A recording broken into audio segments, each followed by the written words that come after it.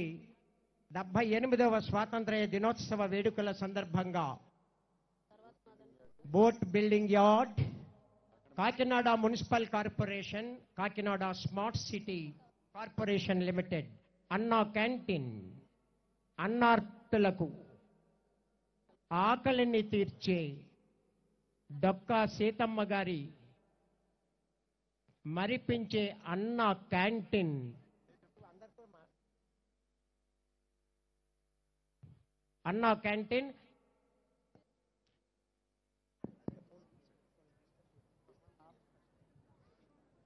శకటాన్ని ముందుకు జరిపించవలసిందిగా municipal corporation వారిని అభ్యర్థిస్తున్నాం.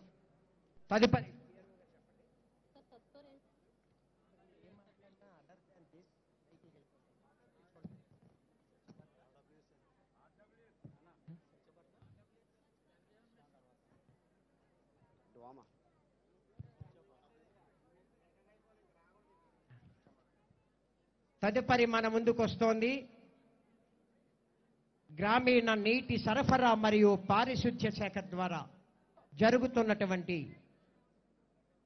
కార్యక్రమాల ప్రదర్శన ద్వారా ఆంధ్రప్రదేశ్ రాష్ట్ర గృహ నిర్మాణ శాఖ వారి సకట ప్రయాణ వాక్యము.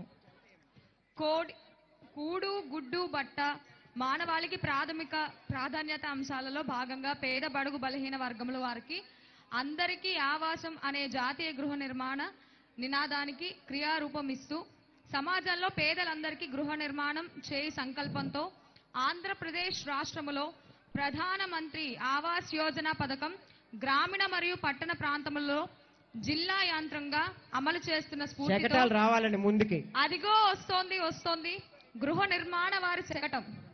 కేంద్ర మరియు రాష్ట్ర ప్రభుత్వ ఆర్థిక సహకారంతో ప్రతి అర్హత గల లబ్ధిదారునికి నూతన గృహం మంజూరు ఒక వరం.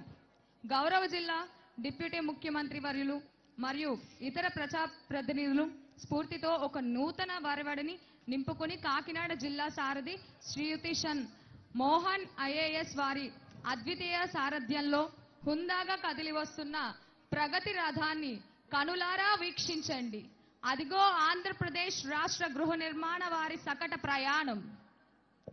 రాష్ట్ర స్థాయిలో 1,25,000 గృహముల నిర్మాణంలో భాగంగా మన కాకినాడ జిల్లాలో 4,500 గృహములు అక్టోబర్ నాటికి నిర్మించి అందజేయ సంకల్పంతో ప్రతి లబ్ధిదారునికి 20 టన్నుల ఉచిత ఇసుక సరఫరాతో ముందుకు సాగాలి.